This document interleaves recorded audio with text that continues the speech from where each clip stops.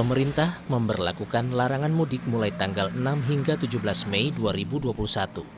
Namun, guna mengantisipasi adanya pemudik yang mencuri start mudik sebelum tanggal berlakunya larangan mudik, petugas gabungan di Cianjur yang terdiri dari Polri, TNI, Dishub, Satpol PP menggelar penyekatan di perbatasan Cianjur, Bandung.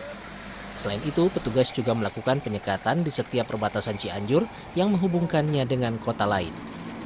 Penyekatan difokuskan terhadap pemudik serta pengendara yang tidak menggunakan masker.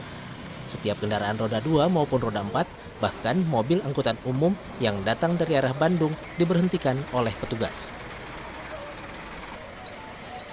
Pengendara diwajibkan menunjukkan surat keterangan negatif COVID-19. Petugas juga menanyakan maksud dan tujuan terhadap penumpang maupun pengendara. Sedangkan untuk pengendara roda 2 yang ditemukan tidak memakai masker, petugas pun memberikan masker secara gratis. Sementara dari hasil penyekatan tersebut, beberapa kendaraan roda 4 terpaksa diputar arah untuk kembali ke daerah asalnya. Mengingat kendaraan tersebut tidak bisa menunjukkan surat keterangan negatif COVID-19.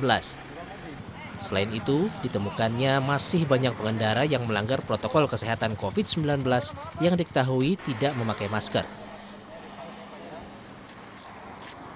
Untuk kegiatan penyekatan untuk wilayah khususnya timur, di tepatnya di Jembatan Citarum, Bawang di Cianjur, kami melaksanakan kegiatan operasi justisi.